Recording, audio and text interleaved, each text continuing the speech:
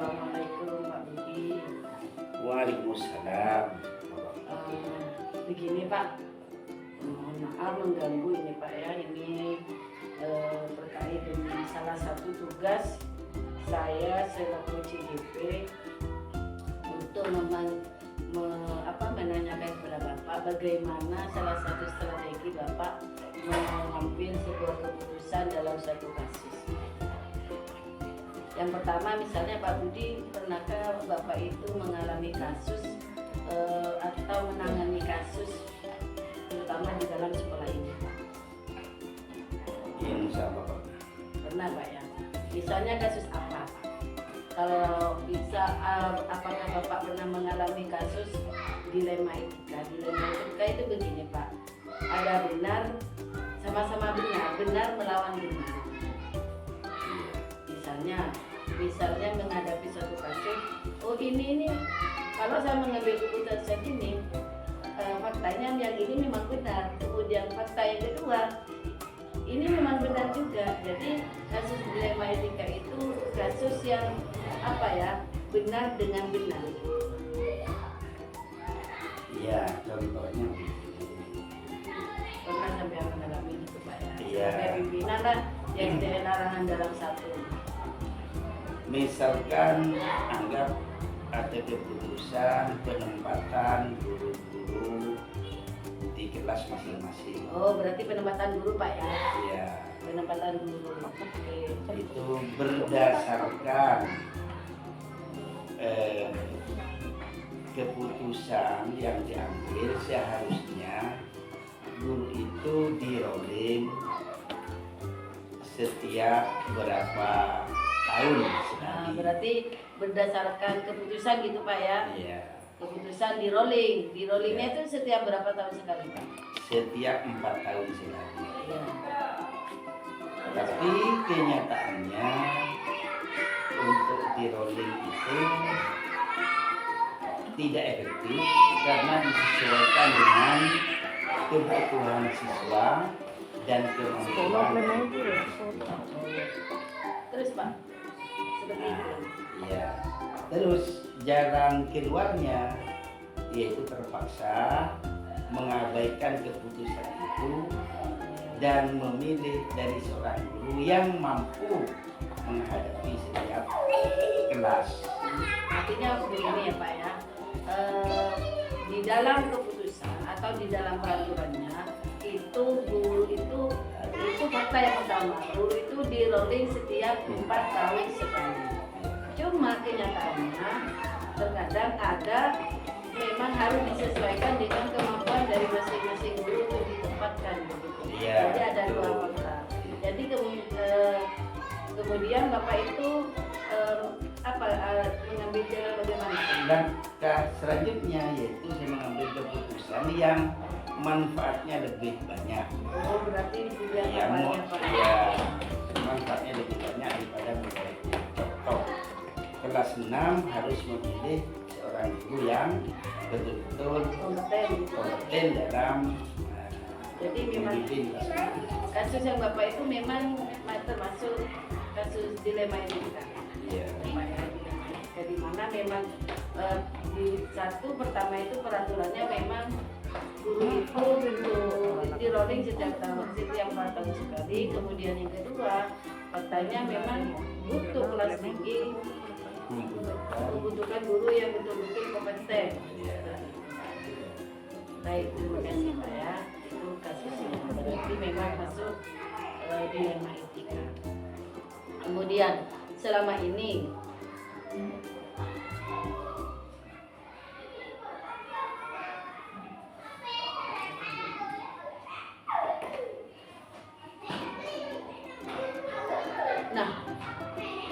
yang satu benar ya Pak, yang faktanya memang benar sesuai aturan memang harus dirolling. Satunya juga benar bahwa untuk kelas tinggi istilahnya terutama kelas 6 harus mengambil guru yang memang betul-betul kompeten untuk kelas 6. Itu memang sama-sama benar. Nah, bagaimana Bapak itu cara mengambil keputusan untuk kasus ini? Yaitu yang langkah pertama kita harus transparan kepada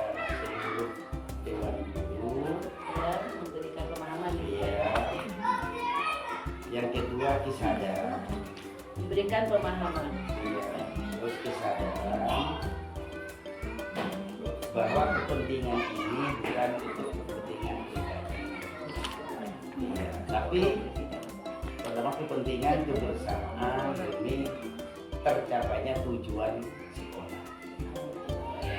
Jadi sampean itu langkahnya untuk menjalankan pengambilan keputusan untuk kasus yang sudah Bapak sampaikan tadi itu pertama adalah transparan, kemudian memberikan arahan kepada semua ya, guru atau dewan guru, dan yang ketiga adalah kesadaran dari masing-masing guru untuk menerima keputusan itu. untuk menerima keputusan yang nantinya akan Bapak ambil begitu Pak ya. Kemudian Pak, langkah-langkah tersebut seperti apa yang biasa Anda lakukan selama ini?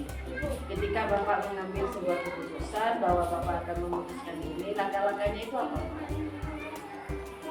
Yang pertama tentunya tetap komunikasi dan komunikasi Pak ya. dengan para dewan guru.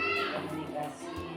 Terus kemudian ya setelah komunikasi selesai, bagaimana kita menyampaikan itu sehingga dewan guru itu betul-betul sadar dan menerima bahwa ini bukan keputusan sepihak, tapi secara bersama-sama dan manfaatnya nanti kita rasakan secara bersama-sama.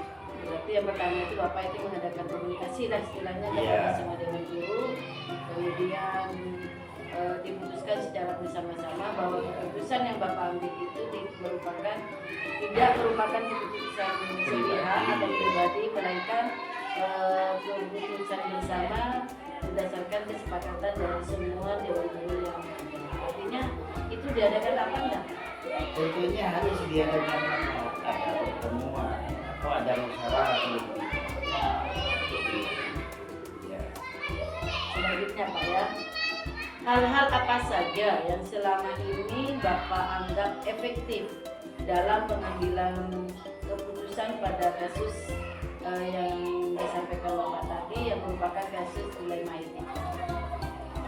Yang pertama yang paling efektif adalah kita harus komunikasi. Berarti komunikasi ya Pak ya, berarti yang menurut Bapak itu adalah sebuah langkah yang efektif. Iya, Pak, ya. komunikasi.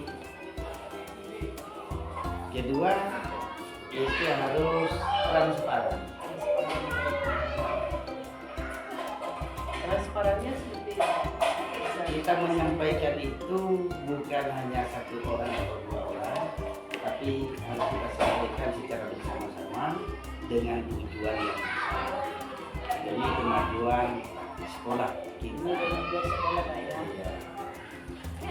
Intinya keputusan nanti yang Bapak ambil itu untuk kemajuan sekolah dan khususnya lebih mementingkan pandangan murid ya Pak. Iya. Artinya berpihak kepada murid seperti itu.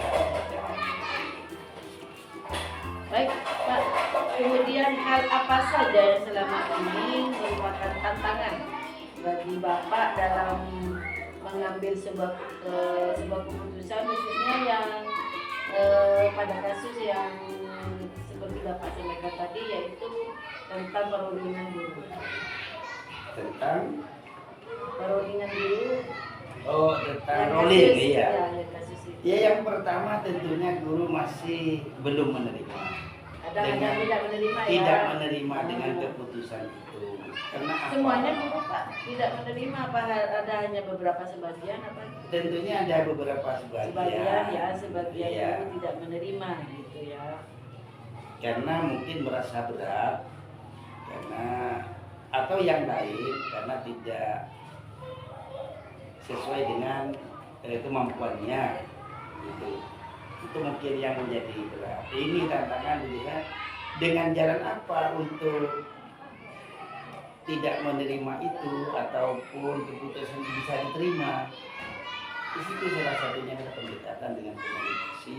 Berarti komunikasi. Iya, tetap komunikasi, pendekatan dengan Komunikasi dengan pendekatan. iya, tetap komunikasi, pendekatan dengan Komunikasi dengan pendekatan. iya, selain guru memberikan katakanlah pemahaman dan pencerahan sehingga guru itu betul-betul menerima dengan baik dan ikhlas. Jadi tantangannya ketika Bapak mau mengambil sebuah keputusan itu, yang pertama kadang ada sebagian guru yang tidak menerima secara ikhlas tentang keputusan yang Bapak ambil, karena mungkin seperti apa Pak? Tidak sesuai dengan apa yang diinginkan diharapkan oleh seorang guru tersebut. seperti itu Pak. Berarti di sini Anda juga sudah memiliki strategi ya Pak ya, Iya. untuk menyelesaikan dari tantangan yang Bapak hadapi itu. Yaitu yang pertama tadi itu adalah pendekatan Pak. Pendekatan, iya. Kemudian pendekatan terhadap itu Iya, komunikasi lagi Pak ya. Iya, tetap. Kemudian Komunikasi memberikan dan pemahaman. pemahaman dan pencerahan tentang persoalan itu. Jadi itu langkah yang dilakukan Bapak untuk menyelesaikan tantangan seperti itu Pak. Strateginya Pak ya. Nah Bapak, sekarang apakah seseorang atau faktor yang selama ini mengadakan seseorang atau faktor apa yang selama ini mempermudah Bapak dalam mengambil sebuah keputusan? Khususnya dalam kasus dilema Bapak yang Bapak hadapi. Iya. Yang dapat mempermudah pertama adalah kekompakan teman-teman. Kekompakan teman-teman Pak ya. Iya. Kekompakan dan kebersamaan.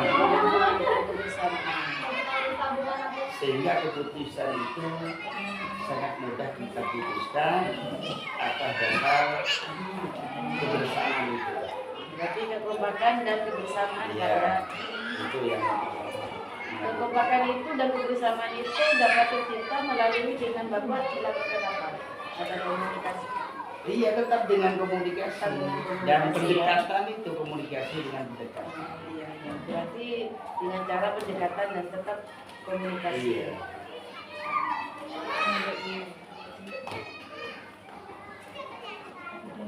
Baik Bapak ya, ini mungkin termasuk pertanyaan yang terakhir.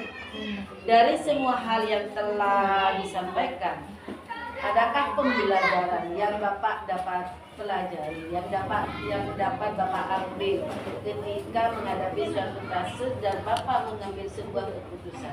Pelajaran apa sih yang Bapak ambil dari kasus? Baik. Sebenarnya pembelajaran yang sangat penting adalah seseorang itu sebenarnya bisa menerima dengan dasar adalah karena diberi pemahaman dan komunikasi yang baik. Seseorang dapat menerima keputusan Ketika orang itu sudah diadakan diberikan pemahaman dan komunikasi dengan baik, sehingga orang itu bisa menerima apa yang menjadi keputusan. Artinya seorang guru itu tidak menerima mungkin karena kurang paham dengan maksud dan tujuan yang kita sampaikan. Artinya Bapak itu agar semua teman-teman itu dapat menerima, Bapak itu tetap mengadakan Dan komunikasi dan memberikan pemahaman yang sejelas-jelasnya dan transparan yang jadi pembelajarannya itu tetap apa ya? Tetap Komunikasi. melakukan komunikasi dan Iya. pendekatan ya Pak ya. ya pendekatan dan komunikasi yang baik, Melakukan komunikasi yang baik dengan para guru. pendekatan yang baik ya Pak ya. Baik dengan semua orang guru. Semua guru.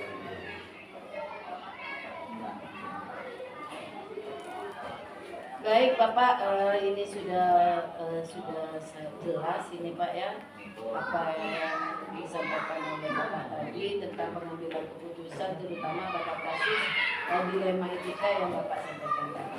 Sekali lagi saya ucapkan terima kasih yang sebanyak-banyaknya Pak ya. Iya.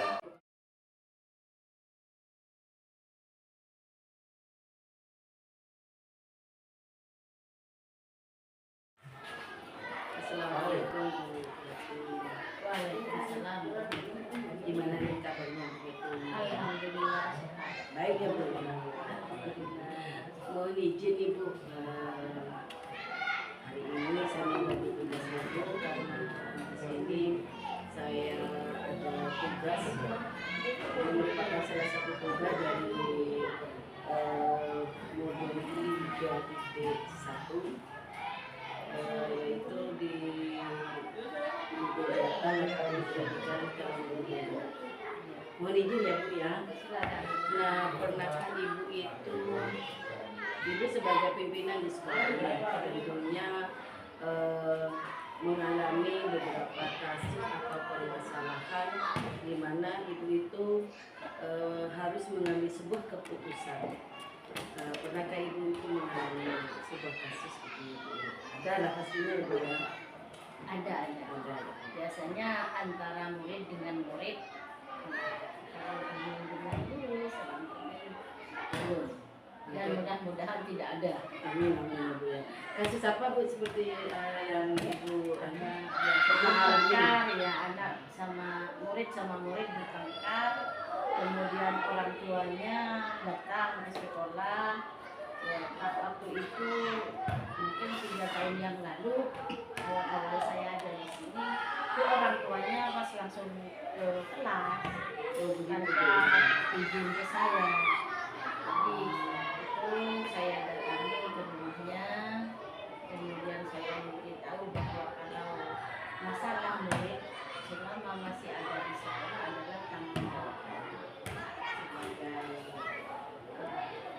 pembina pendidik di SDN Kementerian ini. Saya mengatakan bahwa kalau menangani sendiri itu seperti itu Bu. Jadi masalah yang dialami Ibu itu ada anak yang bertengkar itu, kemudian orang tuanya ikut campur ya Bu ya. Orang tuanya ikut campur, langsung datang ke kelas anak yang bertengkar itu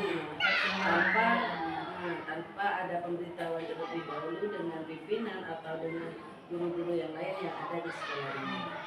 Nah, bagaimana Ibu itu mengidentifikasi masalah tersebut? Apakah orang tuanya saya panggil, semua saya panggil ke sini, tapi tidak bisa dilakukan.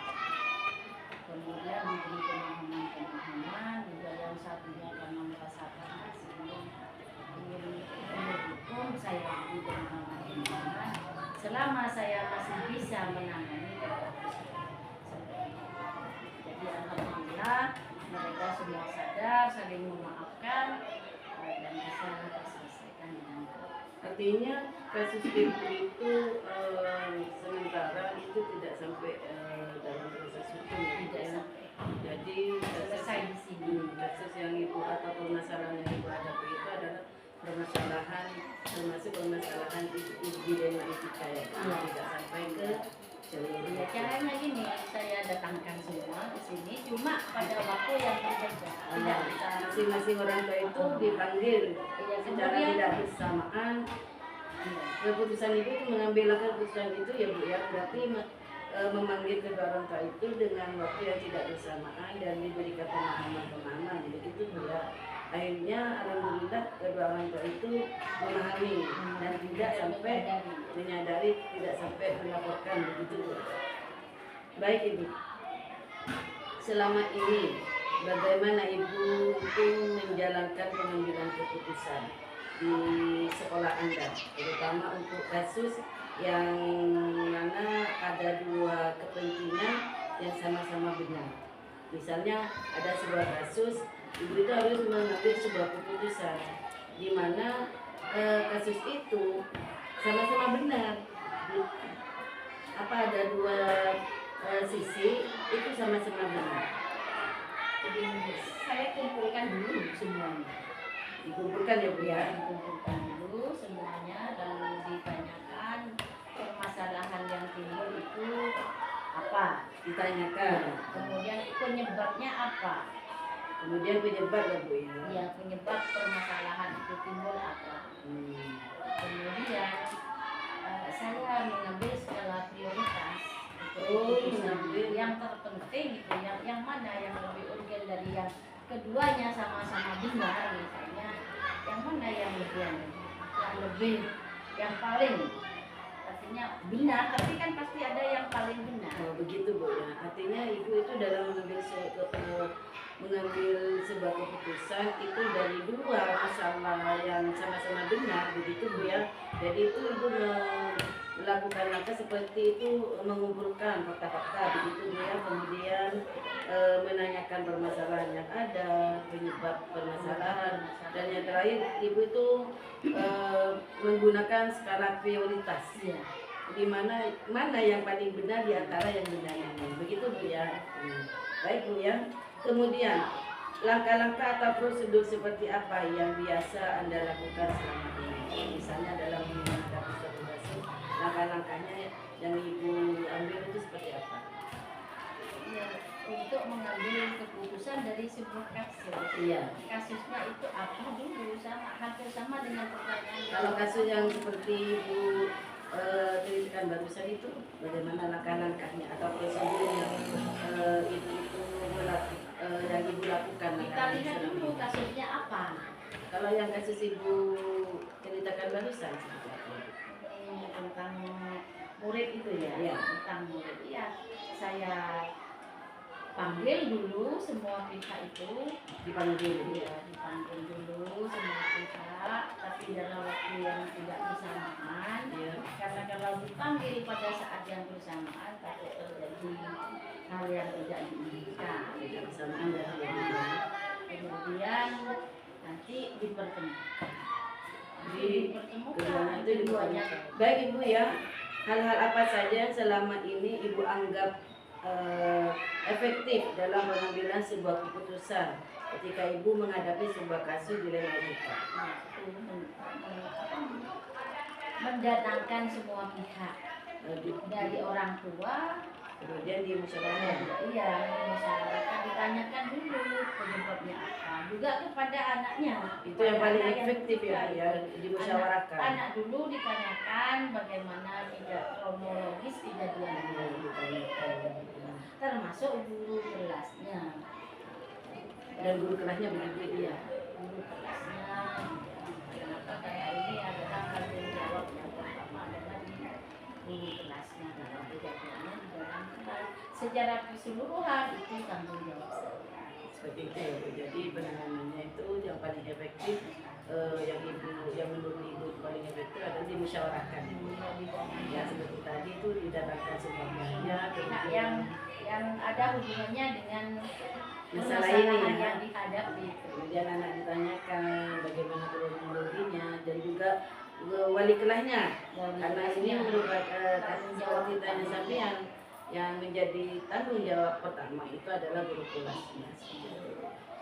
Selanjutnya Ibu ya, hal apa saja yang selama ini merupakan tantangan bagi Ibu sendiri dalam mengambil sebuah keputusan, misalnya seperti kasus yang Ibu sampaikan tadi. Tantangan itu apa? yang dirasa berat itu jika orang tua itu tidak mengerti. Jika orang tua murid yang sedang mengalami masalah itu tidak mengerti. Kalau orang tua sama orang tua mengerti, itu insya Allah tantangan akan bisa diatasi. Jadi tantangannya itu jika orang tua dari anak tersebut tidak mengerti ya Bu ya. Tidak mengerti. Tidak. Tapi diberi pengertian. Setelah diberikan pengertian itu ternyata tantangannya itu ketika orang tua kedua anak ini Sama-sama ngotot nih. sama-sama ngotot tidak memahami, dan itu yang merupakan tantangan bagi Ibu Yang ya. satunya anak saya yang benar, yang satunya anak saya yang benar. Jadi Ibu itu dilema ya dalam mengambil keputusan di situ. Tapi yang namanya berhubungan dengan orang lain pasti ada permasalahan. Gitu. Tapi kan kita harus bisa mengatasinya juga. Iya, betul. Nah, Ibu, kemudian apakah Anda memiliki sebuah strategi dalam menyelesaikan sebuah masalah atau sebuah persoalan atau kasus yang dihadapi Ibu selama menjadi pimpinan di sekolah ini? Ada Ibu memiliki strategi tertentu kan? Ada itu, ada Ibu ya. Ya, pasti ada strategi. Yang pertama, jika ada info misalkan yang akan mengarah ke hal negatif, itu saya cepat tangani. Kita cepat ditangani ya, Cepat Bu, ya? ditangani agar tidak melebar. Ya, ditangani. Cepat ditangani, ditanyakan apa penyebab akar permasalahan dari itu. Strateginya itu ya Bu ya. Atau Itu jadi tidak dibiarkan berlarut-larut. ketika ada masalah, ibu itu cepat menanganinya agar masalah itu tidak melebar kemana-mana. Makanya kepada ibu saya himbau pada saat apa, jika ada masalah kecil apapun harus memberitahu ke saya, karena saya bisa. Berarti strategi yang kedua ibu itu menghimbau Iya, kepada semua dewan guru ketika ada masalah agar cepat melaporkan seperti itu. Jadi sekolah tahu apa yang terjadi di lingkungan lembaga kami. Baik, terima kasih Bu ya. Kemudian ini masih ada 2 pertanyaan lagi Bu ya yang ingin saya tanyakan. Apakah seseorang atau faktor-faktor yang selama ini itu mempermudah? Ada faktor-faktor yang mempermudah ibu dalam mengambil sebuah keputusan. Ada Ada adalah selalu kerjasama dengan Bu. komunitas sekolah dan tokoh-tokoh masyarakat. Berarti ada faktor-faktor yang selama ini mempermudah itu ya adalah kerjasama ya Bu ya. Dengan komite, berarti dengan komite dan tokoh masyarakat dan juga tidak lupa dengan rekan guru lainnya ya Bu. Ya, terutama itu di dalam. Jadi agar suatu lembaga itu kondusif, itu di dalam harus kondusif. Seperti itu. Ya, terutama dengan guru. Dan alhamdulillah saya di sini ini sistem yang dipakai adalah keterbukaan. Sistem keterbukaan ya Bu. Jadi alhamdulillah tidak ada masalah.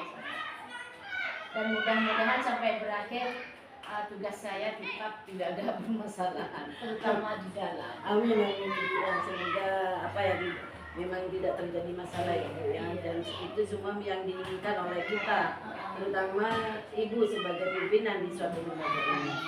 Baik Ibu ya, dari semua yang telah Ibu sampaikan tadi, pembelajaran apa yang bisa Ibu petik dari pengambilan sebuah keputusan dari suatu permasalahan atau kasus yang Ibu hadapi? Jadi ada pembelajaran apa? Banyak pembelajaran Banyak Bu ya. bahwa berkomunikasi baik dengan orang lain, insya Allah hasilnya baik. Komunikasi yang baik, hasilnya akan baik gitu. Akan baik insya Allah. Jadi tidak ada unsur kecemburuan sosial. Karena kadang-kadang kecemburuan sosial itu yang menyebabkan satu permasalahan. Sudah cukup seperti itu. Jadi pembelajaran yang bisa diambil itu dari apa yang sudah disampaikan mulai tadi itu, pertama itu adalah dengan komunikasi yang baik akan memberikan hasil yang baik. Kemudian yang kedua tidak ada kecemburuan sosial ya Bu ya.